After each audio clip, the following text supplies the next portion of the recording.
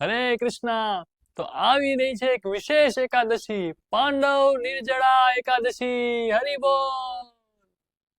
તમને એમ થશે કે પ્રભુજી તમારી માટે હશે હરિ બોલ, પણ અમારી માટે તો હરિ બોલ.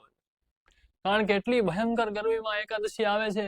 બાકી બધી એકાદશી તો અમે પાલન કરી લઈએ ગમે એ રીતે ખાઈ પીને મજા કરીને, પણ આ એકાદશી આવો ભયંકર ઉનાળો, જ્યેષ્ઠ માસનો શુક્લ પક્ષ, અને આવી ગરમીમાં ડિહાઇડ્રેશન થઈ જાય પાણી પીતા રહીએ તોય, અને એમાં આખો દિવસ પાણી વગર રહેવાનું.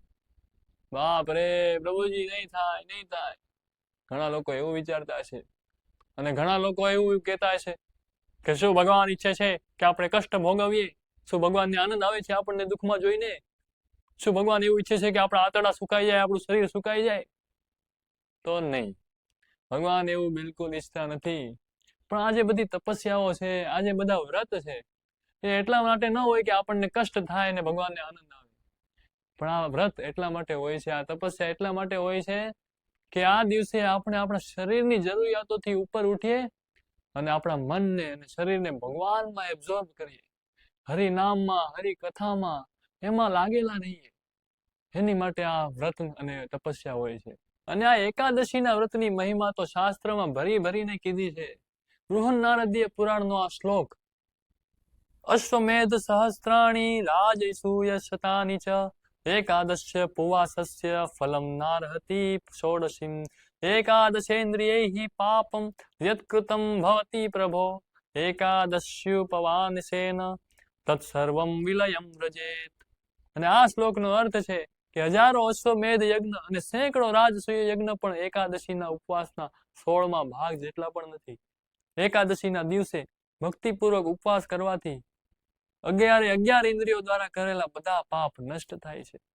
અને ગર્ગ સંહિતામાં કીધું છે કે 10 વર્ષ સહસ્ત્રાણી તપસ્તપ્યતિ તો નરઃ તત્તુલ્યમ ફલમ આપનોતિ દ્વાદશી વ્રત કૃન્નરઃ.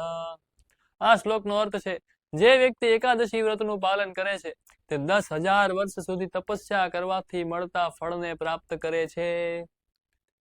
તો વિચાર કરો, 10,000 વર્ષ સુધી તપસ્યા કરવાથી જે ફળ પ્રાપ્ત થાય છે એ માત્ર એક દિવસ એકાદશી વ્રતનું પાલન કરવાથી પ્રાપ્ત થાય છે.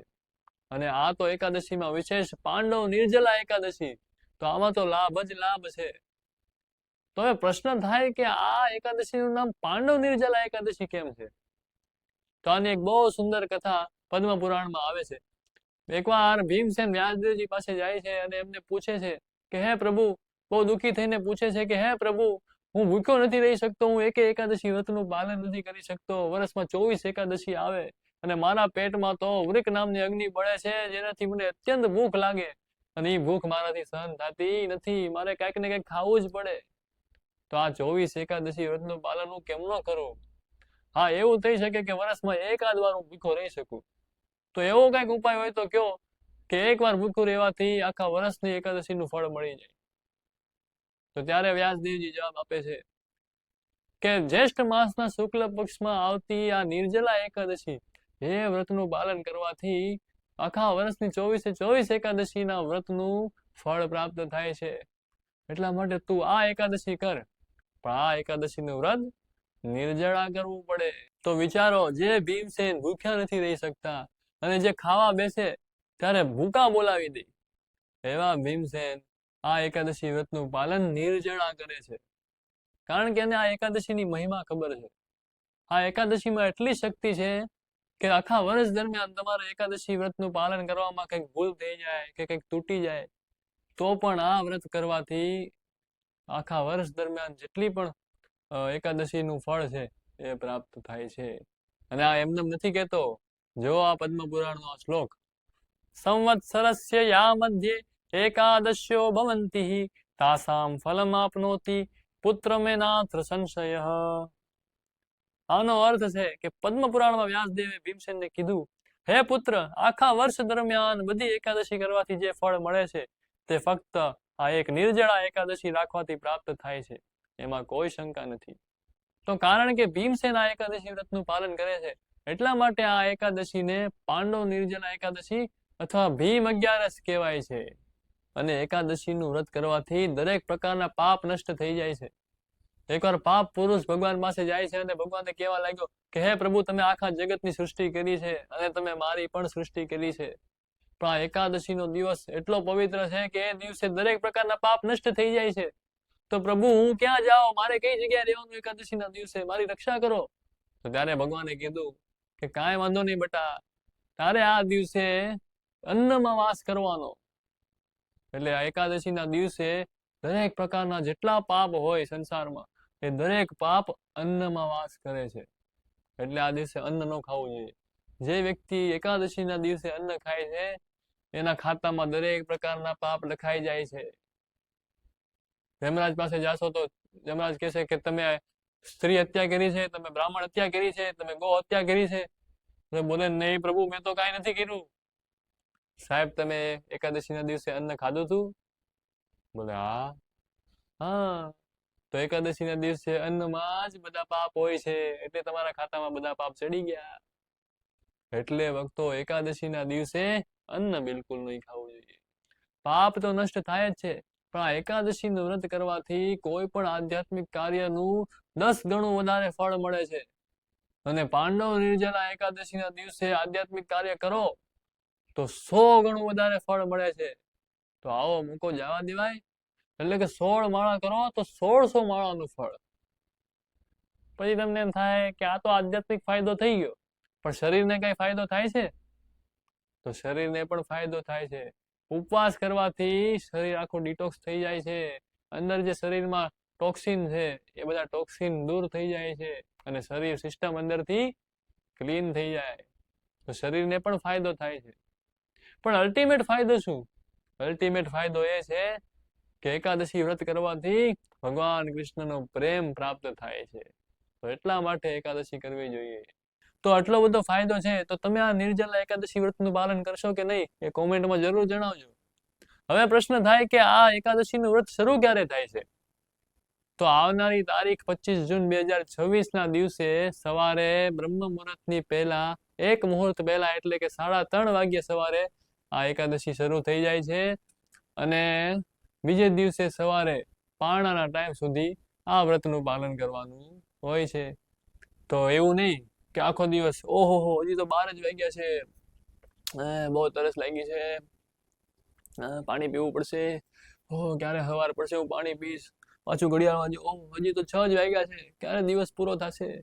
તો એવું આખો દિવસ પાણી વિશે નથી વિચારવાનું. આખો દિવસ ભગવાન કૃષ્ણનું સ્મરણ કરવાનું છે, કૃષ્ણ વિશે વિચારવાનું છે. એટલા માટે એકાદશી હોય છે. તો ઘણા એવું વિચારશે કે અમારે તો ધંધો ચાલુ છે, અમારે તો નોકરીએ જવાનું છે, તો આખો દિવસ કામમાં લાગેલા રહીશું એટલે દિવસ નીકળી જશે અને બીજે દિવસે સવારે પારણા કરી લેશું, એમાં હું? તો એવું નથી કરવાનું. આઈડિયલી આ નિર્જલા એકાદશીના દિવસે તમારે બધાએ નોકરી ધંધામાંથી રજા લેવી જોઈએ અને આખો દિવસ ભક્તોના સંગમાં વિતાવવો જોઈએ. હરિ કથા, હરિ સ્મરણ, હરિ નામનો જપ કરવો જોઈએ. જો તમારી આજુબાજુમાં કોઈ ઇસ્કોન મંદિર હોય તો તમે ત્યાં જાઓ, સવારે મંગલાથી જાઓ અને આખો દિવસ મંદિરે રહો, ભક્તોનો સંગ કરો, ભક્તોના સંગમાં નામ જપ કરો. ઘણા ભક્તો નિર્જલા એકાદશીના દિવસે 64 માળા જપ કરતા હોય, ઘણા ભક્તો 108 માળા. તો એ રીતે આખો દિવસ વિતાવવાનો હોય છે. તો ભક્તોના સંગમાં રહેશો તો એકબીજાને જોતા જોતા, એકબીજાની પ્રેરણાથી આપણને અઘરું નહીં લાગે, આરામથી એકાદશીનો દિવસ નીકળી જશે. અને આ એકાદશીના દિવસે રાત્રિનું જાગરણની પણ બહુ મહિમા છે. જો આ શ્લોક, રાત્રો જાગરણમ કૃત્વૈકાદશી વ્રત કૃન્નરઃ ન પશ્યતિ યમમ રૌદ્રમ યુક્તઃ પાપશતૈરપી. આનો અર્થ છે કે ભલે કોઈ વ્યક્તિ સેંકડો પાપોથી દૂષિત હોય, પરંતુ જો એ એકાદશી વ્રત પાલન કરતા કરતા આખી રાત જાગરણ કરે છે તો તેને ક્રોધિત યમરાજના દર્શન ક્યારેય કરવા પડતા નથી. ક્રોધિત યમરાજનો અર્થ છે કે ગુસ્સાવાળા યમરાજના દર્શન નહીં કરવા પડે, પણ આશીર્વાદ આપવાવાળા યમરાજના દર્શન કરવા મળશે. પ્રસન્નચિત્ત યમરાજના દર્શન પ્રાપ્ત થશે અને તમને આશીર્વાદ આપશે કે જાઓ ભગવાન કૃષ્ણની ભક્તિમાં આગળ વધો. તો આ દિવસે જાગરણ પણ કરવું જોઈએ. પણ જો તમે આખી રાત ન જાગી શકો તો મેક્સિમમ પ્રયાસ કરવાનો, જેટલું જાગી શકો એટલું જાગવાનું. અને એક કાર્ય ખાસ કરવાનું આગલે દિવસે, એટલે કે એકાદશીને પહેલાના દિવસે, કે પોતાના મનને તૈયાર કરી દેવાનું કે કાલે આપણે નિર્જલા એકાદશી કરવાની છે અને મેન્ટલી પ્રિપેર થઈ જવાનું કે કાલે હું નિર્જળા એકાદશી કરીશ, તો મન તૈયાર હશે તો પછી એકાદશી કરવું સરળ થઈ જશે. અને એટલી બધી ગરમી છે એટલે સ્વાભાવિક છે કે તમને તરસ લાગશે. એની માટે એક ટીપ છે કે ભાઈ સવારે 3 વાગે ઉઠીને, કારણ કે 3:30 ચાલુ થાય છે, તો 3 વાગે ઉઠીને તમે ORS કે કંઈક લીંબુ શરબત જેવું કંઈ પી લો તો ચાલે. તો એનાથી તમારા શરીરમાં ડિહાઇડ્રેશન ઓછું થાય અને તમને તરસ ઓછી લાગે. તો આખા દિવસ નિર્જળા કરવી થોડીક સરળ થઈ જાય.